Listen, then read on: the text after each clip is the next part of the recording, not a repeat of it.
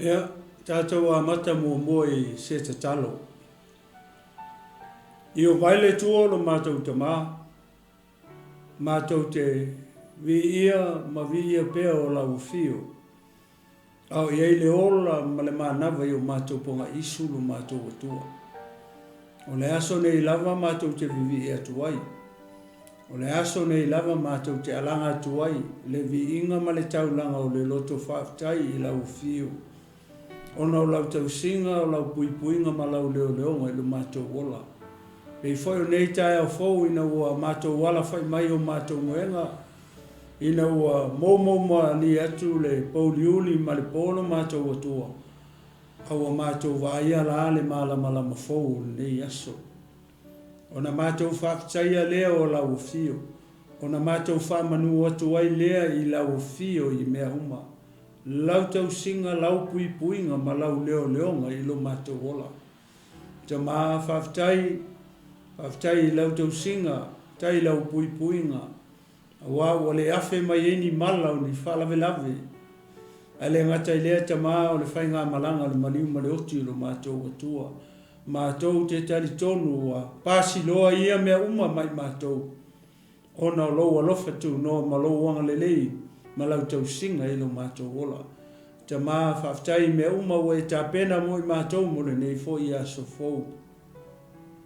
O mea e ai tau mafa o vai e inu o le ea manino ma le ea mamao lo e fo ina pea ia mea uma.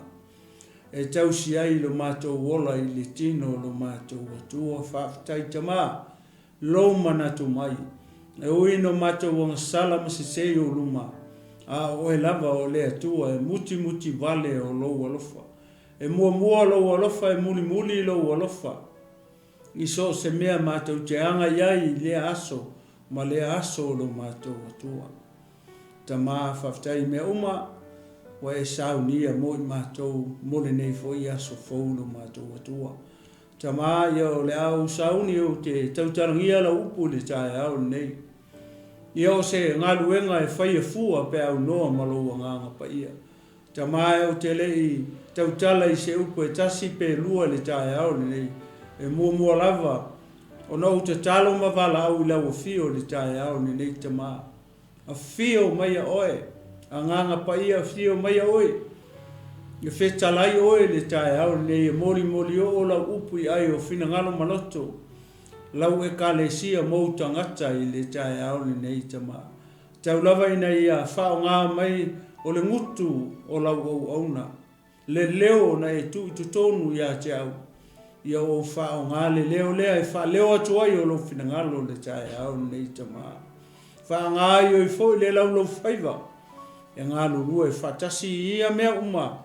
Mo lovi inga lo mātou atua tama. Sili oe o ia mea uma ia o loa nganga pa ia lea. O loa nganga pa ia lea o loa iai le whaunga. Le whaunga lea ngau sia ia mo uma I le tae au le nei. Ai o mātou whalongo, ia o mātou whalongo I le whalongo le poto. Ia mātou whalongo salamo matalia lo whetalai mai lo mātou atua. Ia mataina e lau fio le nei mataupu ma le nei wha moe le tae au le nei. A maea, ia fo ia tu lava le vi inga I lau fio, e vi iai oe nei masa uma e o atu le whaavavau, e whaavavau lau. Tu mau mai pēr whatau ai lunga, o au a lau au ona, I lau su, a whai e su, o au te talo mawala, au atoai nei. Amene, mamene. Ia, le avatele ma le whaaloalo te whaatalo whaatuai lau whaasausaunga sa moa. Mai maunga te tele se ia pā ia maunga iti li tae ao nei. Ia maloso I FAAMANUIA, malo le langi, ia mamao pa ia mau sasa moa le ale toe o I sau whamitalanga. E le manatu ma le taitonunga o pa ia nā mai le vavau. Ia e o lava I le whaavavau. E le toe se poto po se vave, nā te mawhaia o na toe au o wina o pa ia sa moa. Ia le mai le paia na fua ai paia uma le paia lea na fio I fo mai le langi alu atu sa tau alu I fo le sunga mau ma to e tu manu malo mai na ia leo to e fio ai ia I le langi ilona nofo ale ile tu tama tau o tama le pa ia lea tau ina ia vangali mai ia sa fa matalanga le tai fo fatalo fatua ila malenga falo le fa inga lo tofi le tua ia o lo fa pena ona fa tuna paulia ia I tulu inga uma o how te ro nei ia ini nei tai fo le ngata lea ia o le whainga luenga pa ia le tu o lo whapena o na ngā lulu e tawhai fia o nei le rolangi o whea o e maua mai nei por kalame ma nei o unanga nei tae whau ia o te whatalo whatu ma le anganga whaaloalo ia te ori tangata o le tua ia malofa le tua whapel pa ia o le kalesia ke riso Yesu ia ili nei tae whau whatalo whatu whau uso matua whawhine I le au paia o le au whatuatua oma le tino KERISO ia whapea le au pele le tae au nei whia lava o e mai moa mai ai mai tāpua ia foi nei a polo kalame ia tunu mamau ia matutono nei a tunu whapea sa moe lua whatalo whatu Global Kingdom TV channel ia malalana au nanga ia ili nei tae fau ia ele fia tu o foi wo mapaanga global ia fia lava e ala lai tu inga fia nei lolangi fatalo fatu ia te o malenga fa lo ia ili nei tai fo ele tu o foi se fatalo fai na yo matua falenganga sunga ya Pastor Freti fa pele falitua ya tise mele no foalo ia ili nei tai fo ia fa pesio matua ai ngalotu alofa tu no ai mangele ia ele whangalo ine fo isi o matou tamata tai Bishop Elia Tawai ia I Amerika Samoa ia ili nei tae fo manatu manetari tonunga ia o loo maualunga pea le awina o le masina ia e ala ili whamalo longa o le tātou tapa au le langi ia te oili tangata o le tua ia la le tua nei tae fo ia e ele manatu ia o le tātou anga isa o loa ma tātou Savile Valley. Ia ile tātou whamalosi ia I nei tae fau. Lewa e sila I fo I lunga o le screen. Lewa e le tātou tusi. Tusi lea lua Efeso lona foi pumo mo e whangata mai le foi po e fitu. Nā lau a whau tala tu whapena o FAAMANUIAGA. Ia KERISO Yesu po manuia na tatou maua ona o tatou alii o Yesu KERISO o lea o whaitauina atu la ia whaiupo ia ona angai mali atu ai leo le tatou whasoa nei tae whau lua le Timoteo o Efeso ia alon mita upu mua ia whaitau mele whaipu mua se whangata le whaipu fitu ia o lea o whaitau atua mua le whasamoa Fai mai o tau foi lava o e na oti a mio leanga mang sala na o tau sava vali ai e na mua e tusa male tua le nei lalurangi. E tusa male tai o le au fai pule le vani monimo o le anganga lea o lo matuanga lue nei I e ua whaalongo ngata. O I tatou foi na mio whaatasi I tatou umalava mai la tau o na mua ina ua tatou no nofo I tu nau o tātou tino. Na whaia foi e tātou o mea ua loto I le tino atoa ma le mā whau. Na whanau mai foi tātou o le whanaunga a le toa sā whapei o isi atoa foi.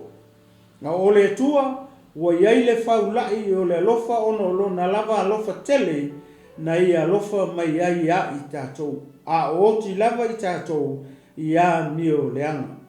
Ua na whaola mai ia I tātou whatasi ma KERISO. O le alofa tu no ua whaola I nai o tau. Ua na toi whatutu whatasi mai foi, ma whanonofo whatasi I tātou ma KERISO Yesu I mea o le langi. Nina ia whaalia I tupulanga atali le sisili ese o le whaulai o lona alofa tu noa ia KERISO Yesu. Awa o le lofa tu no fo ina yo wa faola ina yo to I le fatutua e le mai ate o to fo ilea a o le mea wa fo ina mai ele atua. Ia leo e whalongo iei le whaitawina le whasamoa. A se o tamu whai atu se tau whaitau le titi atu i le ni whaperitania o te talitonu ia o ngā fo i talavou ai le atou e wha le tele ia le whasamoa. Ia o ngā le whaitau atu whaperitania ia mo e le lei atili ia le ngana Samoa.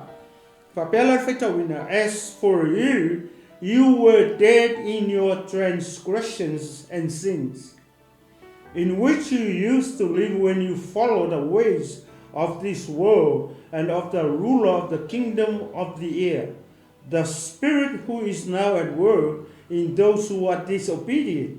All of us also lived among them at one time, gratifying the cravings of our sinful nature and following its desires and thoughts. Like the rest, we were by nature objects of wrath, but because of his great love for us, God, who is rich in mercy, made us alive with Christ even when we were dead in transgressions. It is by grace you have been saved. And God raised us up with Christ and seated us with him in the heavenly realms in Christ Jesus, in order that in the coming ages he might show the incomparable riches of his grace, expressed in his kindness to us in Christ Jesus.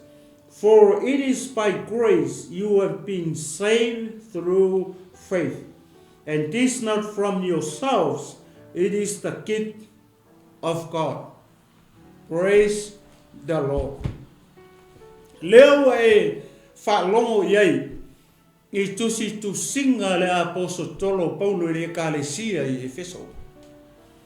O Efeso, na o le whaalua taimina o ai le apostolo Paulo i le kalesia le o Efeso, mai ana malanga umai wha. O le malanga lona lua. Na amata le malanga longa lua a Paulo i le mele tau Efeso. Ina ua whaata whatafa atu i uta le whainga malanga whabeine. Na ui maunga matu maunga. Suria, Kilikia, Pafulia, ai toi whai foifo mai lalo. Ni le nuu le tau o Teipe and Malusa. O nuna na foi mai ele malanga mua le apostolo. Ina ua uma o na fetongi e tangata o lusa i le apostolo I ma. Na foi mai lo leo le tala inga mua le apostolo. Toi foi ala le i oi in Suria. Leanga o inga lea sa senta i ia le tala inga i nuu ese. Ele o se senta i Jerusalema. O i Suria, o i lesa fai ma ofisa autu. Foi leo le tala inga Paulo i nuu ese. Lea leo fai mai. Lea la o tusi la e Paulo le tusi leo. Le tusi lea na tusi mai e Paulo tutono o le wharpui. E au maila i le kalesia le Efeso. Efeso. Na loa o na peritome tulo. E Paulo i Timoteo. Ai ia ile. Ai o Teipe Malusa. Wa inga ole aina o Timoteo. O mailo le apostolo malana o malanga. O mailo le i le ngule ka o Efeso. O Efeso i le wafu. O isa pesa senta i ia fe malanga inga yaso nga mua le kaimi o le malo Roma. I le mea lea tau o Efeso. O i le fale foi le tau o le fale ka tu lou le nei i tai au. O longa ingoa. O le atua foi le ka o tiana i Efeso. Lea la. O le a tatia ia. Ia le history o Efeso. Se o tala no atu le tusi lea. Neanga leo o tusi. O le mangai o le tusi le ia te. O le whaamatala mai foi le apostolo Paulo. Mai le tusi le ia Efeso. E whaamanatu mai ia Efeso. Ia lo lato o langa i le tua nai maaso anga mua. leo ato e whamanatu mai le apostolo Paulo i le ekalesia le Efeso a o iai le apostolo i le fale pui Roma nia lau a mai lole tusi i le ekalesia e whamanatu mai i tangata Efeso leo langa ma le soifuanga sa ola e tangata Efeso mai anga mua a le te whaitau atu mai o tau foi lava o na oti ia mio leanga manga sala o le mele sa tupu ia Efeso i aso ana mua sa oki sa feoki ia tangata Efeso i leanga sala po a mio leanga i aso anga mua leo to e whamanatu mai le apostolo Paulo i le ekalesia ina ia ola mama le ekalesia i Efeso auange i koe foi i kua tangata Efeso i le koe ngā o langa lea le a maka mai e le tusi Efeso o tou sa oti ia mio leanga ana mua le ngata o a mio leanga o anga sala sa oti ai o tou Efeso ia so ana mua le ala u fa makala mai i kusi le pa mai le foi pu so na fa mai na o tou sa vali ai ana mua fa mai sa oki o tou ia mio leanga sa kou sava vali e foi pau a leo le wala Efeso sa tou sava vali e anga mua nga o le awala o le mio leanga nga o le awala o le anga sala sa o tou sava vali ai ana mua o le asia o onga mo o e keusiano o le tino keriso mo le au fatua i le tai au ni a tatou au mai le amatanga o le tusi lea mo oe le te mai mua mai oe o le kerisiano o oe o le tangata whaatua o oe o le tangata o e talia i Yesu e avea mali ma whaaola i lou soifua whapenga whaiau o le ase a o aonga o le ase mea o loo whamanatu mai le amatanga o le tusi lea o le whamanatu mai e ia oe whamanatu mai e ia te au lo o langa sa o ola ai ana mua o le ale to ia o langa o le ale to inga o langa le sa o ola ai ana mua sa o woki o le ale mele no woti ana mua sa o woti ia mio leanga male anga sala o le fe au lea male tusi lea le o lo to e fama natu mai ia te o le te mai mo mai le tai au nei lo soifuanga mo so fo i ola tato uma leo langa sa tato ola i ana mua o le ale to inga o langa sa tato ola i ana mua sa tato ola i le amio lenga sa tato ola i le anga sala sa tato sava vali i le amio lenga sa tato sava vali i le vanu o le ata o le oti pe sa kako woki ai anga mua i le amio lenga leo fama natu mai tai au ni i le kusi lea mo tatou leanga ua le se mea ka o se Efeso o le to iai se Efeso o le lopo feu o iai le ekalesia i Efeso o le taua ma le matangofie ma le lei o le ekalesia lea i le taeaolo nei leanga o kako fo'i i ongu ese e mawhai fo'i na tatou ta ua tatou o tatou o Efeso o Efeso leo e whaalongo longo i le taeaolo nei i le toe whaamanatu mai e le apostolo ia o e maau mai tatou uma la kako wa mio sa whaianga mua sa kako woki a kako wa mio sa whaianga mua sa kako woki i le angasala anga mua sa kako sava vali ai i le amio le anga ana mua lea lau o toe whaamanatu mai mo tatou uma ia i le taeaolo nei ao lea te sisile atu ni le unutala o le tatou whamalosi o whaamanuianga ia KERISO o Yesu. Ua e saungi e te talia ina ia whaamanuianga ia po o manuia ia. Lena kaku whasosolo atu e ilalo. Manuia ia o wheme ngā maua i Efeso manuia ia. Ngā maua i tangata e ngoa ia i Yesu.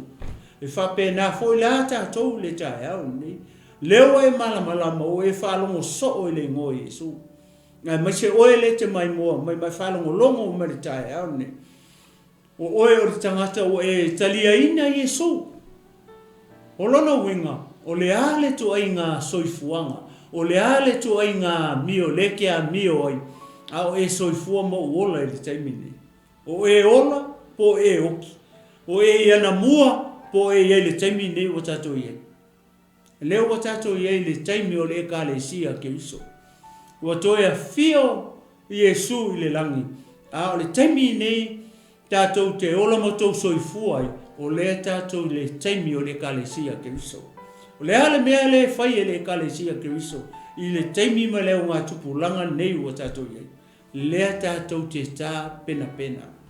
Lea tato te sauni uni, e whātali tali, le aso le na fola mai e Yesu, wha mai o te toe sau. E toe a whio mai o ia. E sau ea, e sau la e a wakulanga e kalesia. E iei oele te mai mua mai, ma o foi, le tau tala atu i le tae au nei. O le ase whaamanatu o au mai le, ni sa vali lea i le tae au nei. E wa ai pe kere oki a. Ma ai po whape i mai a tatou a mio. Po le ale to i ngā mionga le tatou te a mio ai e soma. Po tatou a mio le lei e tusa ma le fionga pa ia le atua. Po tatou a mio le anga pe o me i e whamakala me le aposkolo paulo i. O mea sa olo ai tatou ana mua. I le kaini ai tatou te le i malama i tangata le i ngoa i a Yesu. Tatou wawa ai pea la. O whaamanuianga i a keriso i Yesu. Po o manguia na tatou maua mai o na o le tangata lea e ngoa i a Yesu keriso. Fa mai le si vaenga o le whaiupu lea pe o na o whaitau atua. Fa mai na o tō sāwa wali ei ena mua. Sa kako ui ngā mua i le amio leanga ma leanga sala. Sa tatou wolai sa tatou sāwa wali. E tusa ma le tū o le nei lalolangi. O le kū lea ma le amio le lalolangi. E amio leanga. E anga sala le lalolangi. Fa mai ale whiongpa ia le atua Roma tolu na foi koe luas fulma le tolu fa mai ua anga sala le lalolangi uma. Ua le o ai le vi inga mai le tua. A le fa mai o tu le lalolangi. O le ale ku o le lalolangi. Fa mai o le tu o le lalolangi o le amio le ranga male anga sala. Me ia sa fai mai ia nga mua. Le a lau fa matala mai. Fa mai e tusa male mai na o tau sa vali e na mua e tusa male tu o le nei le lalolangi. O le ku le male amio le lalolangi. Ngā le amio le anga male anga sala everyday. Oe o le kerisiano, oe o le tangata o e talia keriso Yesu. E le ka kaulanga koe ola ka ua i koe ngā olanga le ka o le amio le anga male anga sala i Yesu uma. Mana tua o le apaskolo wa fo i etu i le kaletia. O le kusi mai e le apaskolo, kusi le mai kongo le whai pui roma. Le oto e mai i le kalesia le e whamanatu mai ni a Efeso. Ina ia so sola ese la mare koe ngā oranga le. Le u whamanatu, le amakanga, le pongai. O le foi lea, o le tuai ngā lifestyle e sa o le tangata Efeso. Mai lola ia. Mai e tusa, male tai o le au whai pule i le vani monimo. O le anganga lea, o lo matuanga lue nei i e whaalongo ngata. Whaalongo lei mai a o e le te whaalongo ngata. I le tae ao nei. O le wha mai o le. Wha mai whaswhai tau le whai pule. Wha mai e tusa male tai o le au whai pule i le vani monimo. Ke loa i whai pule o le vani monimo. O li ma whai pule o le vani monimo. Le ako kala i a sakangi. Ke mongi manga au. O kamanga. Ka ko ke le o taula matangata. Pe ka ke foi lea fefina wai ma lesi kangaka. Ai o tangata na o le wha o ngā e kama le. O whai pule o le vani monimo. Le wha mai. Mai. E tusa male tai o le au whai pule i le vani monimo. O le sinki o la le tai o le au whai pule. O ai le tai o le au whai pule o sa kangi. O Lucifelo. O le tarako o le ngata tuwai. o ai olus felo po le tarako po le ngata tuai o le kai nga o le au fai pule i fea i le vani monimo o lona winga ele mfainga ko vai i mata o le tino le i ele au li i le anga o nganga le na tau le tau le langi matulia mai le alongi ele mfainga ko lo le anga o nganga ale fa mai e pei o le tu o fa mai e tu sa male tai o le au fai pule e sinki ula le vaanga le tu sa o le tai so se fa la tonga ma so se me e kasi al leader fa pengala le fai tau le fasi foi pule fa mai o le fai pule i le va nimo vai me ngofoi e ngofo fe lo lo le va ngimo e ngofo le atmosphere ai se ala nga le nganga no sa kangi ke mongi o ke volo wherever you go leanga they are spirits they are roaming around the atmosphere ya le ala fa mai ole anganga it's a spirit ole anganga la le o lo matuanga lue nei i fa alongo ngata fai o tangata fa alongo ngata ke fa alonga ka i lo kama ke fa alonga ka i lo kinga e te fa alonga ta i le fai fi au e te fa alonga ta i le leader i tonu fai ngalu o i lama e te fa alonga ta le tangata o lai lunga ia te le tangata lai le pule le tangata langa ke holdinga me ka o authority lai ke ia le pule fai la o se tangata e te fa alonga ta i le leader po le tai o e kongu wala nga le anganga le le anganga o le le felo lo solo fa mai le fasfai tau fa mai o le anganga lea po le fai pule lea o le vani monimo fa mai o lo matuanga lue nei i e fa alongo ngata fai o se tangata fa alongata fai o se tangata foi le ke le fia kalia pe ke le fia submit la lo se tangata malana tai o e kong wala e fa tau ele upulea o lo fa longo ngata aisia le anga laia ke o ele anga le Presta lo vi ele tu ni tai mai sa pati vi ele tu ni tai fo o fai te fa longa ta fai o te fa longa ta o lono win o ula o le tangata o le ye le nganga le fa me o lo o matuanga lue nei i e o fa longa ta fai o se kanka fa longa ta o le nganga le makua inga lue ko kongo loko le matua inga lue te tono lo mafafau ina ia o te tu tangata le ta ina o te tu tangata lai ele authority lai ele pule fa penga foi la kako fai o le to tono o ta to le nganga le ia nganga le fa me o fai pule le va ni monimo o lono winga ke le afianga o kako o ai le tātou te whaalonga tā i e keu sian. Pe a whai o lea te o le whai pule lea o le vani mnimu. Po lea nganga lea tātou. O ai le kāku te whaalonga tā i e. Le tātou te whaalonga tā i lea tua. A whai e te whaalonga tā i lauta mā, o lo whaalonga tā na i lea tua. A whai e te whaalonga tā i le whaife au, o lo whaalonga tā na i lea tua.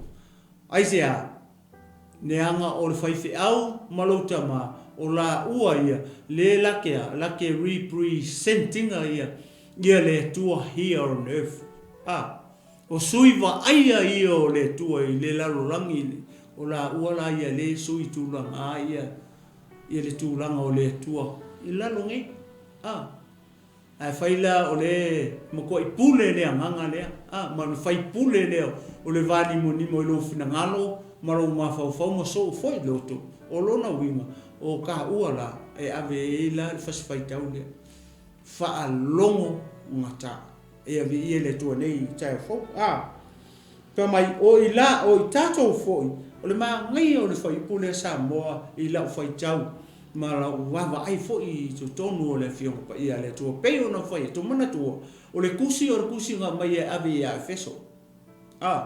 O Paulo foi, le tangata le alu aku e kālai, ia o Paulo e le o se e moni na whanau inu e se. Ia o le iutaia, lona tupuanga, na whanau e mea ta o taso, e kirikia. I lunga la ikiki a kua teipe malusa, e ele mena whanau e le, laua I lalo nei o le malo Turkey, i le kaimingi, le a ainga, le whanau e le aposkolo. Ia au tangata na whanau inu e se taimi o Roma, pat o na matua, ia o Israelu, tangata saita le taimi na whatawhea, ai e le atua lona nu. Nea laua, o le maa ngaia la o le whaipule tolu ia teo, ina ua tango la le aposkolo nu e se, ku ua ia I kokongo kusiria. Ma kua I kango le aposkolo Paulo, wha o ngā tonu ua ia I tonu le tusiria. O na o na popo I atu le aposkolo le amakango le kusi. Ma whamanatu o tu ia Efeso alato wa miu. Le sa whai ana mua. O mai e le foi upu le tonu. Kango lo le aposkolo ku ai inga ia kokongo le kusi. Le au mai fea, le au mai ia Efeso. Whalongo la le o whai tau atu o whai peto. Whai mai. O I tātou foi. O I tātou foi. Leua kango le aposkolo ku ai mai e kongo. Leua umar foi mua mar foi puelua. Lea sa whamanatu mai leo ranga tuai. Leo ranga sa ora ai Efeso o na mua. Leo to e whamanatu mai ei. Nea li lea whai mai o le whai pule o le vani monimo. Whai mai o le anganga. E le skangaka. O le anganga. O le anganga turia mai le langu. A le whai mai o loo matua ngā lue nei I te tonu o e whaalongo ngata. A le waso mai fo ipo e tonu whai mai. Mai o I tātou foi. Lana winga o le mea. Lewa kango Paulo tu o I mai e te tonu. He including himself.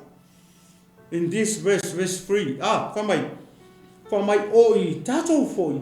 Ua mio whaatasi I tātou. Ma ngai ai o foi pule e keo. O I tātou foi. O I tātou foi. Ua mio whaatasi I tātou umalava. Ua mio whaakasi maka ko Efeso.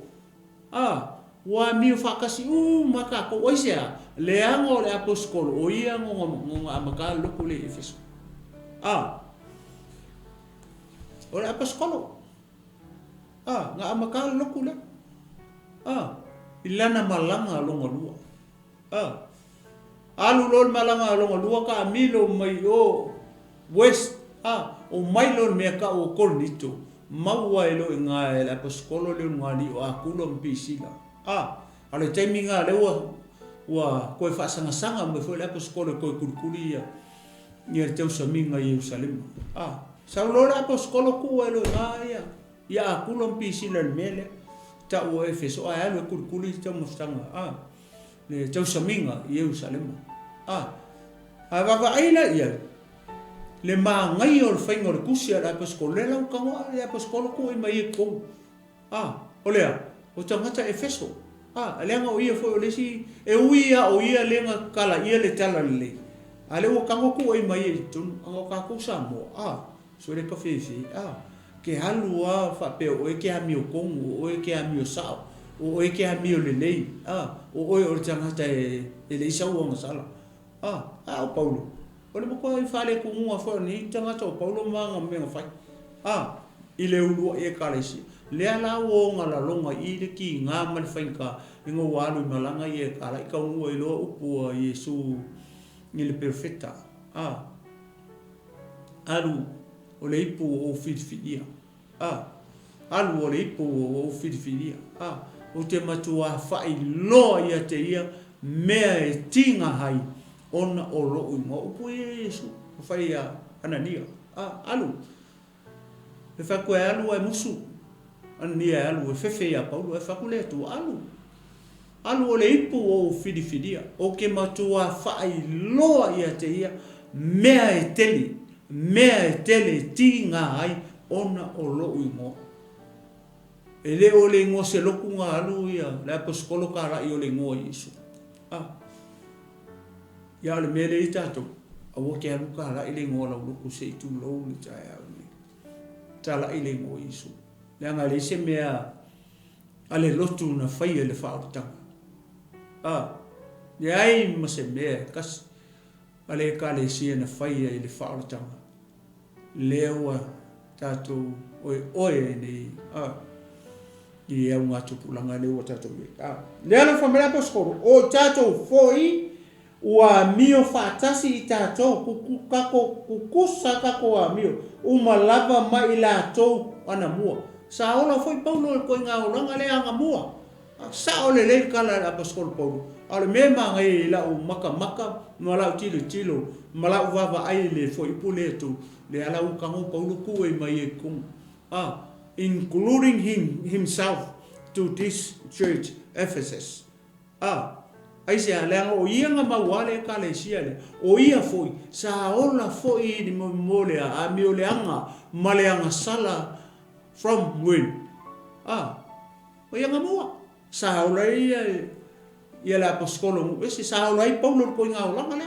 lewa famanatu atu lewa kangolola paskolo ko e mai ko ai fai taula e mai vai o le faingo fia na faaulu o le kusi lea i loto o tangata o le ekalesia Efeso aisa fa la kikilo ko Efeso oia le famile apostolo kuku sa kako ola uma le amio le anga sa kako anga sala uma anga mua sa kako sava vali uma i me ia anga mua wai le ma ngai o le faingo tusi ala apostolo ko pe fai tau le foi ko le to vi ia le tua ke via fa penga e te mana o tu oi ma oi tu tonu ile a foi le i se ekalesia o lai ui ni pua ngā mani whaingata persecuted church ke via e kongo se persecuted church e te via tu tonu se ekalesia e sawaing ke le kanga va e kulo e sawaing e ekalesia sola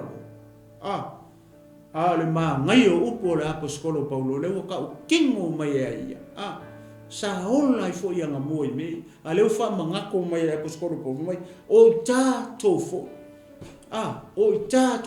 all of us e te mo le fo puna e tolu vi ia le tua le fa matala le mai all of us also live among them at one time. Why?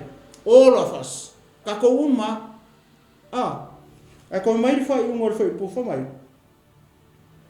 Wa mio fa tasi ta to uma lava ma I la to. Anga fea, anga mo. Ele tu o ta arme. Se fa manga kule mo kako. O e ye to tonu o Efeso le ta arme.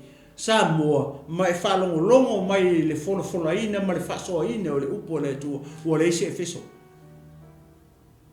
ai tato te mai apele mo Efeso I to tonu le kalesia KERISO le taeani o ka Efeso ai se le anga o tato o tangata o nu ese kukusa le ia sa moa mai Efeso le se Efeso le se Paulo au tu singa ia na au mai le taimi o le apostolo Paulo lea e ola lea fa manatu mai la vai ke oe mai tatou umai le tai au we are from Ephesus we are Ephesians praise the Lord vi ia le tua le tai au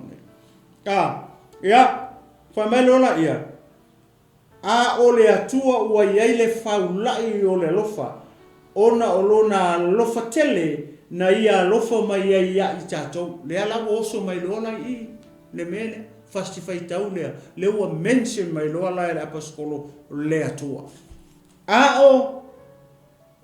le atua ua iai le faulai o le alofa ona o lona lava alofa tele e kele me o le faulai o le alofa o le atua ai koe kele fa mai faulai o lona alofa o lona alofa lava o lona alofa tele ke le alofa le tua ko e faula I le alofa le tua na ia alofa mai ai tato e faula I le alofa le tua e fiu e lau le alofa le tua ele mai se le anga e faula e faulai le alofa o le tua koe kele e fiu nga kai la fiu e la le alofa o le tua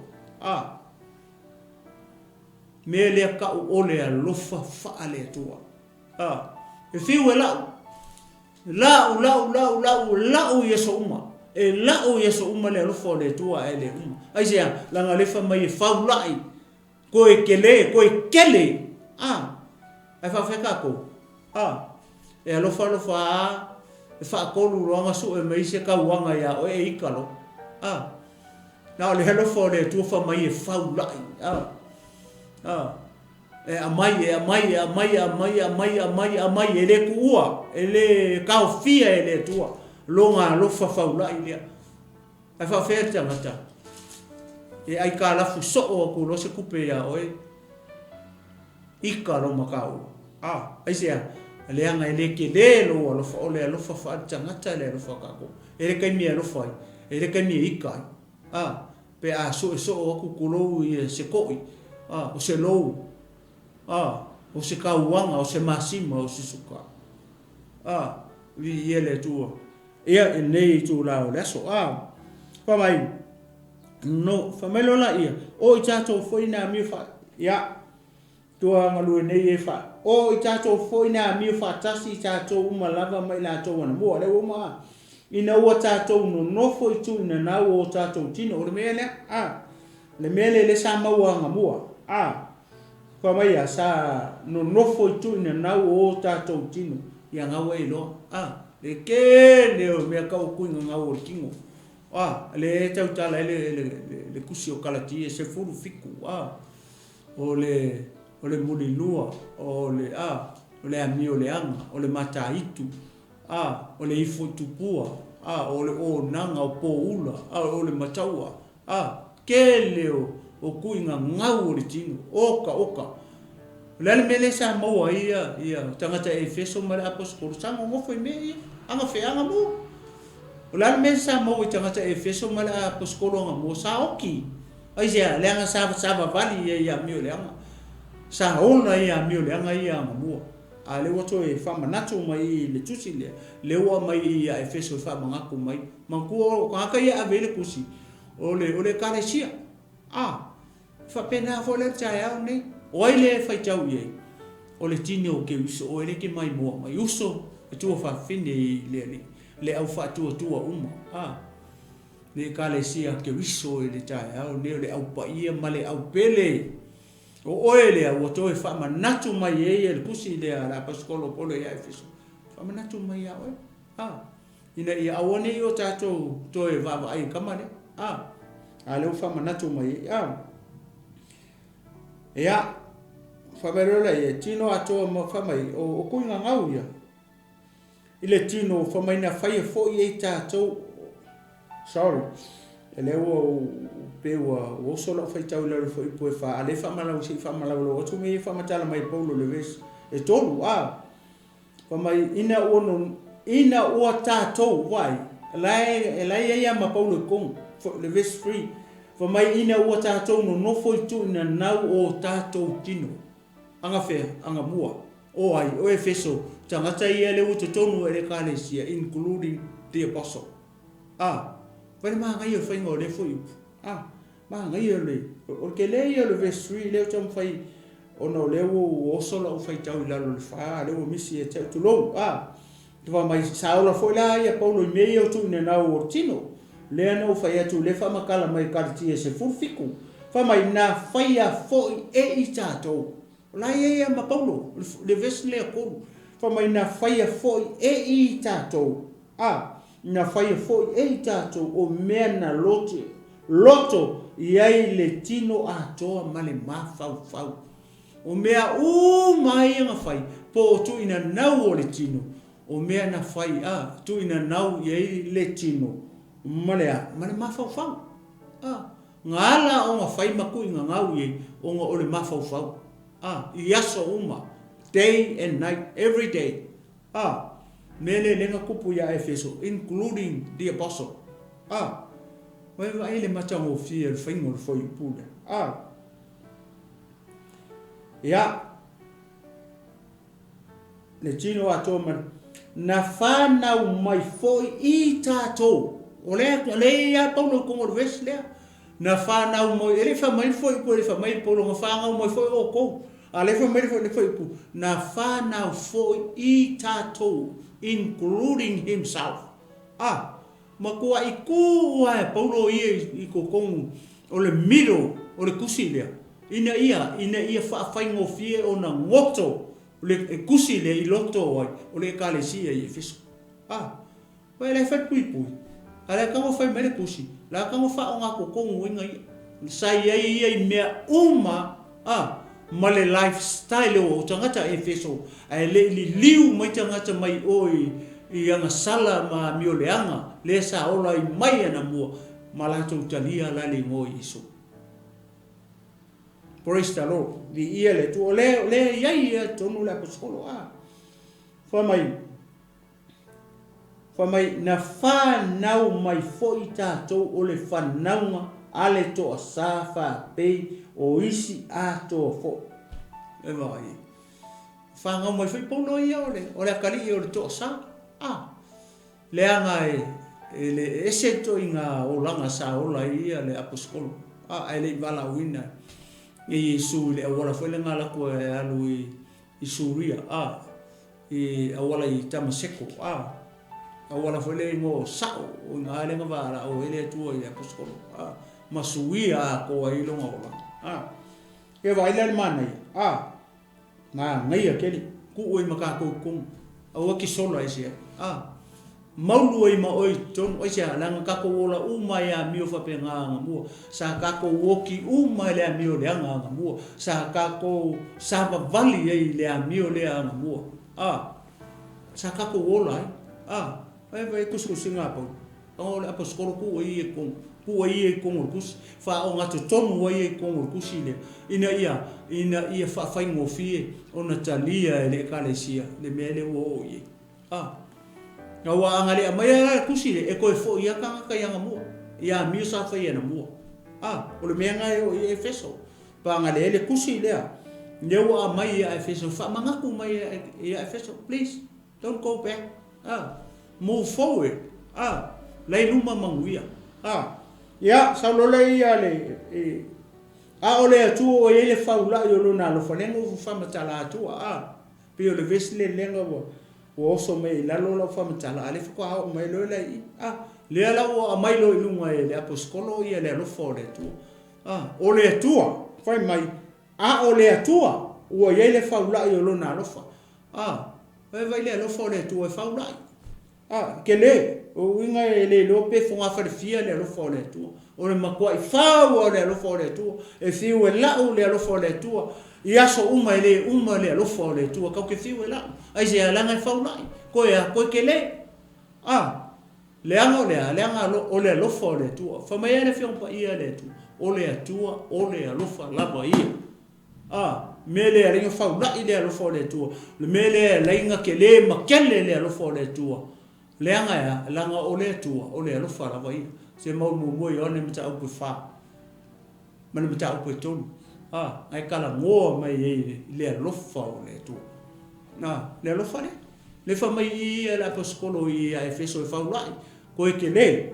bi ia le tu fa mai ona o lona lava lo fa tele na ia lo fa mai ia chato wai o ti lava chato ia mio le vai o le apostolo con I foi pule fa ma foi pule ma ia o lona lava lo fa tele na ia lo fa mai ai ia I tato ele fa mai nga lo fa mai o ia o ko Efeso ia o to sa mo le ai la nga ia ma apostolo po ka mo apostolo ko I mai ton le wa ton o tusi di ia le to fa mai o ti lava I tato ia mio le vai o ki foi ma Paulo sa o ki foi ma Paulo ia mio le fe anga mua ale fa matalo mai sa o ki foi Paulo tele o tangata na o ti ia na mua I mei ai fa kai le apostolo Paulo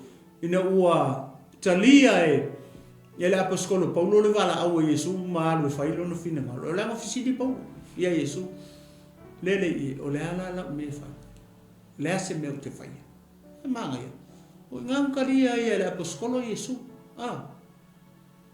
lele I le tu o le se me te fai fa singo lo Yesu fa le alu fa le lo ngo sa nu mo sami ngai le itanga tau fai pa o man ke lu ke mo fo ngale ngala ku an ni o lai ala ka was mi ele tu ya fa mai lola ia ya mi ele tu ya le ko kiki a uma la ka u fa va ve tu no le tatu tani fa mai lola ia na lo fa mai ia I tatu o ti lava I tatu ia mi o le anga o na fa o mera ia to lo le te fia fa autu e fa malo ti ta o me po fa manuianga ia po manuia ia na maua e Efeso lewa maua e Samoa mai a KERISO Yesu mera ia to leo te fia fa mafa ile ia le fa malosi le ta ne ia te o e KERISO ma le tanga ta fa tu mai se o le tino KERISO o le aupa ia a Yesu KERISO ia male au pele o le mangai ai o fanpenga o le kalesia KERISO le au pele o le au paia o le au fatu le ala me ala ia tolu le sai le lo fatu no o le tu o fesa ile lo fatu no o le ale wingo le upule ta o le lo fatu no o le tu ese o le tu tasi o le kuma kila o le alofa o le tua e le aise alofa e kusa male alofa o le tua e o le alofa o le tua o le alofa e le ison kua oi no boundaries le alofa o le tua o kako e fai kua oi le alofa ngā lenga sai le tangata le kamalo Samaria foi le e le se fai fe au le alofa ngā lenga o kua fai fe au ma fai tau langa o kua o ise i le alofa ngā sai le tangata Samaria o le ata name o le ata o KERISO Yesu sai a Yesu la le alofa o le tua le ala o tatou mau ai manu ia manguia ko ia o le ala tau fa I wi watu me tolu fa mai lola I me tolu fa mai o I tatou fo I na mi fa tasi tatou malava mai la to na mo le umango fa makala ko lalo o le atua o ia le faula I o lona lo fa le o mo fa makala tu o ti lava tatou ia mi o le anga sa o ki paulo sa o ki o le te mai momo sa o ki for ka le ka kala sa ma ko o ki le anga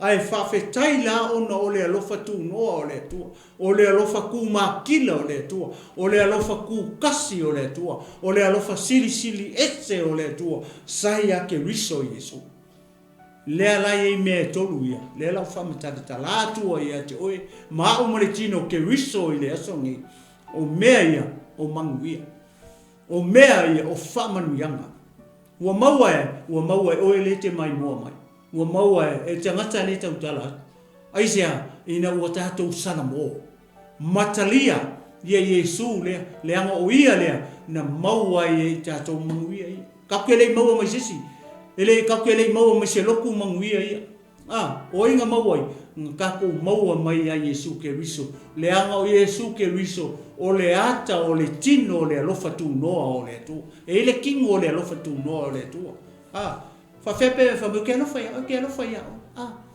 fa se kingo o lo alofa nga lo fa ia ku la wo nga fa ia ku la friend nga fa ia ku lo anti o lo anko lo kasa lo alofa ia o anti se upu se mamulu o se lua se fulu ka lai lo anti polo anko e ma ko e le mafia ele se alofa la ni ngol menga ka fa se ele se alofa le alofa le nga fa le kingo o le kingo le alofa o le tua o Yesu KERISO fa mai fa pe lava na lo fa mai le tua le la lang o ia a wina mai lo na alo pele e totasi le ala ya la ka ko mau ai FAAMANUIAGA ia le o tatou mau ai manguia ia ko le la tau fa la ua tu ia ona wa foi le tatou taimi nei tu la leso ia o le manguia mo la le foi mai ua na whaaola mai ai tātou whaatasi ma keriso. O ai ngā whaola oe. Mai le mere ngā e oki ai. O ai ngā au maia oe mai anga mua. O ai ngā e whaaola inga ai. O ai. O Yesu keriso. O Yesu keriso. Ua ia whaaola mai ai tātou. Ua whaaola inga i kākou. Ona o le tauniranga na saunia e Yesu keriso. O i la tau la whamai one mua whaipisulua. O i la tau o e Natalia o ia. Ma whātua tua i lona suafa. Na ia avatu iei o lea manuia. E ta uai i la tau o whanau o lea tua. A whai ue kalia Yesu. Ma le taulanga na maliu e keriso i lungo le tākaulo. O ngā wanga salama tātou wanga sala. O i tātou o tangata ua whaolaina. Aisea. Wakakou le koe oki. Wakakou le koe o makakou koe sava vali. Ia mio leanga. Manga sala mai whea mai anga mua. O tatou ese le wakakou kalia la Yesu le. O le ala winga o le ngoi Yesu. O le whaola. Jesus means the savior of his people. O le winga ngā o le upu. Jesus. Emmanuel. God with us, Emmanuel, waya te tātou le atua. Yesu o le whaola o ona tangata. O ai le whaola Yesu, o e tangata o le kalesia Efeso, ma o sa moa leke mai moa mai tai au nei, ma au le kaukala o kākou. Ne ua whaola ina i tātou, ina ua tātou salamo, matalia, le taulanga na maliuti ngā ai le kangaka le ngoia Yesu lungo le tākau. Aisea, onga o kako o masala. Whamai ua ia sa atu lona ola ina ia oti. Ua malingi fo i lona toto pa ia lona toto tā ua. Ina ia whamangalo ina ia tatou anga sala. A mai sau paki e vi e le tua. Praise the Lord. Vi ia le tua. Lua. Whai mai. Ua nā toe whātu tū whātasi mai foi i tātou. Ua ia toe whātu tū whātasi mai foi i tātou. E oki o ia Yesu. E koe whakula o Yesu. Leanga e lua toe tū le tau tala i. Ai a whape ke oki ke leo ia Yesu. E ke koe kū. Ai esen me ke alu ye. Ne tau tala i tusi o tani elu. Whamai e toi tutu mai o isi i le ola e whaavau. O isi i le whaasala le tua. Le toi tu whamai e whaatutu whaatasi mai foi i tātou mai ia. Whamai e Yesu i amareto. O au nei o le toi tu male ola. Le whamai mo te saloni e mta upu wha upu lusu tasi wha upu lua sunu malim. E mua foi. Ona toi tutu mai e oki o ia keriso Yesu. Ua vai e. O ai la tangata ngakanga le kaukala le whai pule. Ile ale aso. Ile aso o le siti anga. Ngai ke mua te saloni e whai pue wha. Whai pue sfur tolu whai kau uma mai lalo. Inga ua ili la le pufa uma. Ale atua. Male langa male leo le ang sen le aso si tiang ele ku lau ele Yesu kami famaya e fa fu sei pe o le emmo le maka e toi tu wai e na oti o ya keriso Yesu a to mai ola ona liua fa fu sei le ona ave ina e fa tasi le mai ila to ile vani monimo e fe kai mai Yesu vani monimo that's the rapture. Kova aila i. Le mele? Olea. Whaola inga. Whakuku. Whatasi ma Yesu. O ai le tangata mua. Toi tu le tau tale tu. Le whiompa ia le tu. O Yesu. O ia o le uluai toi tu. O ia o le whaataitainga o e mau mai tātou uma pe a whai kako ke whioki oti oi i lea rii. E oki uma tangata e koe ku uma tangata ai ele me ese ai. E toi tutu e na oti o ia keriso Yesu. Ona ave ina e fatasi le mai la to o e ola. E whekaia i mai Yesu le vangungimu. A lai mo moe a le si ori. Se koe kuku mai le fasala le tua. Le kaupala e kusi o kange. O feo toi tu i e te fia i. Te fia toi tu le aso si tianga. Peke koe fia koe ku le kaimea fio mai Yesu. E whaile whamasinonga la langi. Le tu e se ma moe ma oti ma taio. E lua si fulu ma le lima.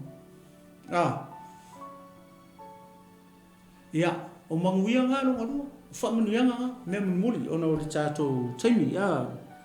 Ia, whai mai. Amen. O le alofa tu no ua whaola ina ai o tau. Kasi, wana toe whatutu whatasi mai fo i lua. O le kolula, whai mai. Ma wha no nofo whatasi i tātou ma keriso i mea oi le langi i lunga. Praise the Lord. Whai mai. Oi le nofo whakasi kako. Po oi, kerisiano. Tangata whatuatua le ke mai mo meritari. Kere mo ngofo whakasi maloko o lua langi. O Yesu. Ma whano nofo whatasi tātou ma keriso Yesu i mea o le langi. Wa ai lei. O fea, o le langi. O le langi e te nofo ai. I fea, e le malo o le tua. O i ngā ka whango ngofo whakasi i tātou ma keriso. Samoa, o e sauni ia mea. O e maua manuia ia. O e malamalama i manuia ia kesian. Kolu. Ngā ua e whao na inga. Lua. E mau ki ngoa. Au ke pole pa e oki kulou. Au ke pole pa e oki. Eisea. Leanga leke oki leke lo o e tangata o le tua. Alo e moe o moutiao. Alo e moe o moutiao. Tasa moutiao. Ke pole. Aisea, langa ere kai mi koe ku mai e lepe e lea nau whai atu mua te saroni e matau koe wha.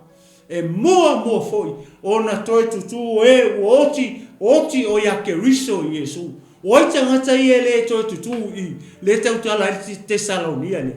O i la tau ngā oki, ngā o kau i uru, ngā ingu vai la au. Pule o la tau ola, ngofo mo koe ka whanga i la kou seitu lou. E oki la whapenga, e ke le ku le toi tu lea. Le tau tala ele mua te Salonia ma tau koe wha. Whai koe spuru tolu lalo le whai unga. Aisea, langa ke le i oki i a keriso Yesu. Ia mu ia tangate oti o i a keriso Yesu. Vai la paskolo. La opo la paskolo. O ke anu. E o lava i lo uona, o te le nau i ai. Se ia o wokia i le ingoa o Yesu Keriso. What about you, Christian? Ke fia oki mo Yesu. A fia oki mo Yesu? That's good.